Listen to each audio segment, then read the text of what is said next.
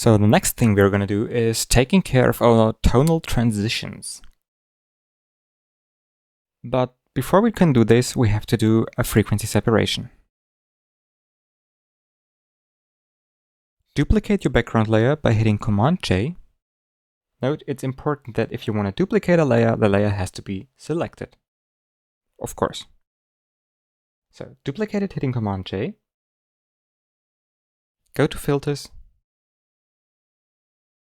and select Frequency Separation. Don't overdrive frequency separation, because I want to show you something interesting. So if you don't overdrive frequency separation too much, like people sometimes do like this, then you can do a lot of work on the low frequency layer, which means you have to do less work on the high frequency layer, which means you destroy less of the texture. So let's choose a nice amount. I always go around about 3 pixels will do it. 2.7, 3 pixels will do it perfectly. Hit apply. Now, before we start our work on the layers, I want to do the following thing. I want to go down, duplicate the low frequency layer by hitting Command J, and rename it to low frequency backup.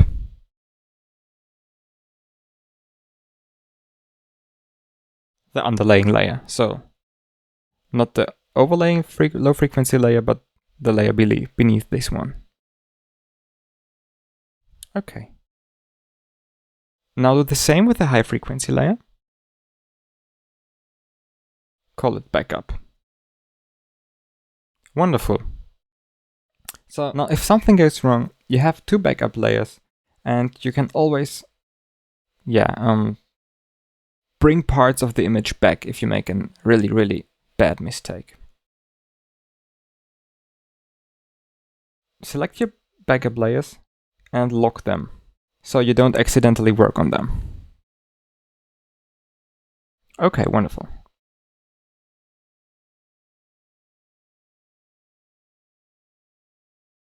Next thing we're going to do is creating help layers. Okay, let's do the following thing. First, go and create a new layer. Choose your fill tool. Choose white as your foreground color and fill the image. Now change the blend mode from normal to color.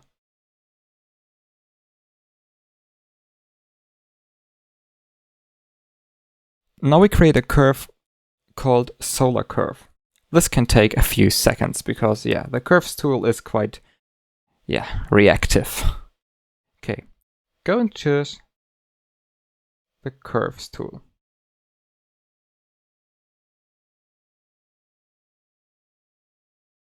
And create the following curve. So it's not an accurate solar curve, but it's fine for our purpose.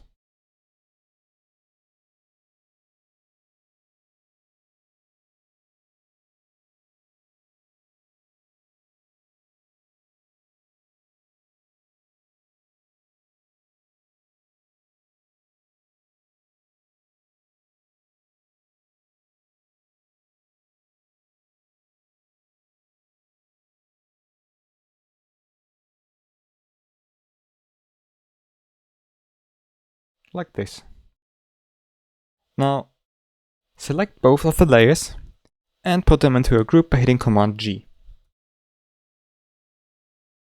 What you can now see are our tonal transitions, and they are quite hard. I want to have them a little bit softer. So, what we're gonna do is choosing our low frequency layer, taking our lasso tool with a feather of 13%, or less or more, depending on your image. Selecting the area we want to have softer. Go to Filters, Blur, and Gaussian Blur. I choose a radius of around about 4 pixels. That will do it. Hit apply. Now hit Command D to deselect. I am now gonna do this all over the image. Not all of the image, but all areas that I think have to be treated like this. Hit Command F to simply repeat the last effect, in this case the Gaussian blur. Command D to deselect.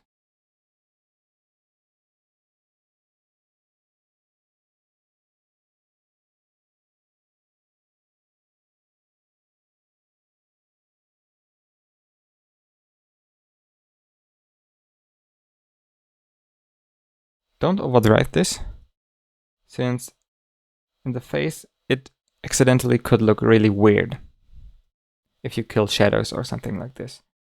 So really attention in the face, okay? Be careful. Don't do too much, but also don't do not enough. Okay.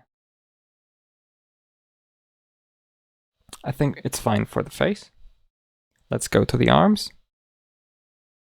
Zoom out a little bit. Do the same down here. Command F, that's fine. Same on the other side. And I do this really roughly right now because I think you don't want to watch me doing this for over an hour or for over 20 minutes. So I do this all a little bit faster than I would do it normally, okay?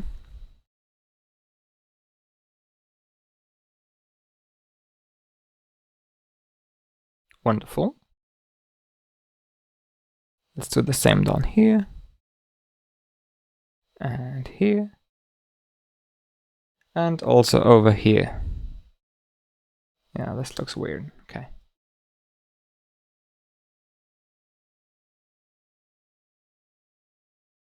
Okay, I think that's fine so far. Maybe over here.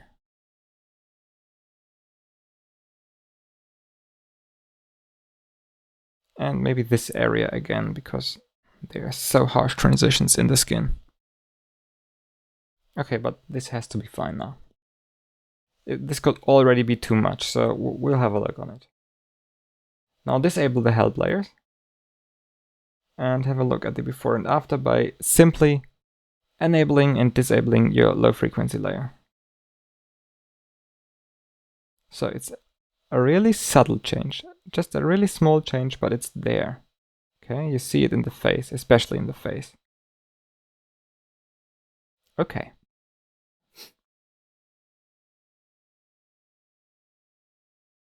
Next thing we're going to do is starting to repair the skin on the low frequency layer. See you in the next video.